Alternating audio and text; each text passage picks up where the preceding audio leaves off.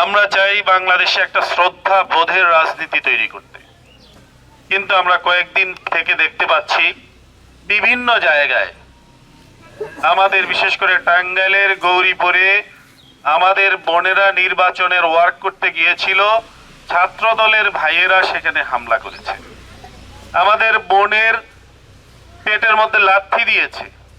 আমি এই বন্ধু সংগঠনের ভাইদের বলবো, তোমাদের সাথে আমরা একসাথে ছাত্র সংগঠন করেছিলাম, একই সাথে বিগত আন্দোলন করেছি, একই সাথে 2001 সাল থেকে নির্বাচন করেছি। তোমরা এমন কোনো আচরণ করো না যেটার কারণে আমাদের মধ্যে বিভক্তি সৃষ্টি হবে। আর তোমরা যারা ছাত্র সংগঠন করো, তোমাদেরকে তোমাদের কেন্দ্রীয় নেতৃবৃন্দ কতটুকু মূল্যায়ন করে একটু ভাববে তোমরা। দেখো, আমি গতকালকে থেকে একটা ভিডিও ভাইরাল হয়েছে তোমাদের কেন্দ্রীয় সভাপতির, দেখে আমার হৃদয়টা একটু কেমন জানি কেঁপে উঠলো। আমিও ছাত্র সংগঠনের একজন ছাত্র না কেন্দ্রীয় নেতা ছিলাম। আমি দেখেছি যতদিন পর্যন্ত দিনাজপুরের সভাপতি ছিলাম, আমার সাথে জাকির ভাই জেলা সভাপতি ছিল, সব সময় জেলা আমিরের দুই পাশে আমাদের দুইটা চেয়ার বরাদ্দ থাকতো। কয়েকদিন আগে আপনারা দেখেছেন আমিরে জামাত এসেছে, সেখানে আমাদের শিবিরের কেন্দ্রীয় সভাপতি তার চেয়ারটা ওনার পাশে ছিল।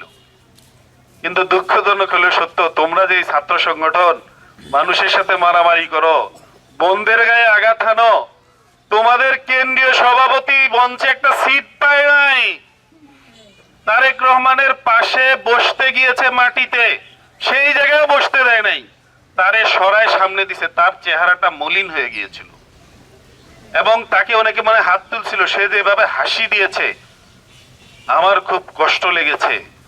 আমি অবাক হলাম, একটা ছাত্র সংগঠনের কেন্দ্রীয় সভাপতি, তার জন্য একটা সিট মঞ্চে হয় না, আর তোমরা সেই ছাত্র সংগঠনের নেতা কর্মীরা আমাদের পর্দানশীল মা বোনের উপর হামলা করো। কাদের জন্য করো? তোমরা মঞ্চে সিট পাও না, তোমাদের মূল্যায়ন কতটুকু তোমাদের ভাবতে হবে। ছোট ভাই, তোমরা ছাত্র সংগঠন করো, এতটুকু যদি মূল্যায়ন না পাও, তাহলে তাদের জন্য আজকে মারামারি করছো, তারা তোমাদেরকে কিভাবে ব্যবহার করছে বর্তমান তরুণ প্রজন্মের ছাত্র সংগঠনকে সেটা ভাবতে হবে। সম্মানিত উপস্থিতি, আমি সে কারণে তাদের ব্যাপারে আমার অভিযোগ নাই।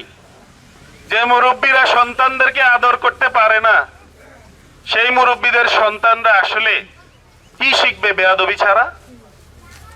হয়তো সেটাই হচ্ছে বাংলাদেশের প্রেক্ষাপটে।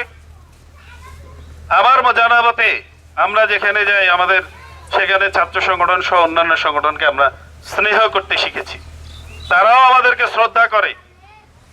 সে কারণে আমাদের ছাত্র সংগঠনের কোন নেতা কর্মীকে এরকম কোন বোনের উপর আঘাত হানছে এটা দেখাতে পারবেন না।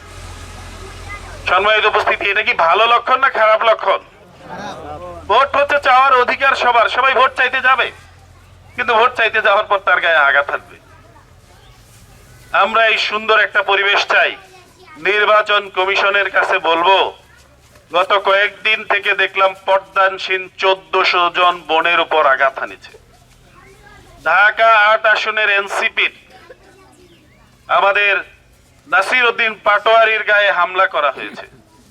সরকারকে বলবে এদেরকে দ্রুত বিচারের আওতায় নিয়ে আসুন, না হলে বাংলাদেশের মানুষ হতাশ হয়ে যাবে। নির্বাচন একটা বাংলাদেশের মানুষ গত 15 বছর নির্বাচন দেখে নাই, এবার সবাই উৎসাহ উদ্দীপনার মধ্যে একটা ফ্রি এবং ফেয়ার নির্বাচন চায়। সম্মানিত উপস্থিতি, আমরা চাই আগামী দিনে যদি আমরা সরকার গঠন করি, নির্বাচনের জন্য আর কোনো মায়ের সন্তানকে কোল হারাতে হবে না, নির্বাচনের জন্য কোনো আন্দোলন করতে হবে না। আমরা নির্বাচন কমিশনকে 11 দল ঐক্যবদ্ধ বাংলাদেশের জোটে সবাই ঐক্যমত যে আমরা এমন ভাবে সাজাবো যেন কোনো আন্দোলন করতে না হয়। 5 বছর পর পর স্বাভাবিক নির্বাচন হবে এবং সেই নির্বাচন হবে ফ্রি এবং ফেয়ার। বাংলাদেশের মানুষ সেখানে স্বতঃস্ফূর্ত ভোট দিবে, তাদের নেতৃত্বকে বেছে নেবে। এই জন্যই আমাদের একটা ভোট দরকার, সেই সংস্কারের জন্য ভোটটা হা ভোট, কারণ না হলে এই ফেসিবাদ চলতেই থাকবে। এই জন্য আমি সবাইকে প্রথমেই অনুরোধ করব, 12 তারিখে সকাল সকাল ভোট দিতে গিয়ে হাকে জয়যুক্ত করার লক্ষ্যে হা ভোট দিবেন। আর আরেকটা ভোট দিবেন, সেটা হচ্ছে আপনার পছন্দের ব্যক্তি এবং পছন্দের ব্যক্তির যে মার্কাটা আসে সেই মার্কা। নির্বাচন মানে যাচাই করা, নির্বাচন মানে বাছাই করা, নির্বাচন মানে হচ্ছে একটা প্রতিযোগিতা, নির্বাচন মানে কোনো প্রতিহিংসা নয়।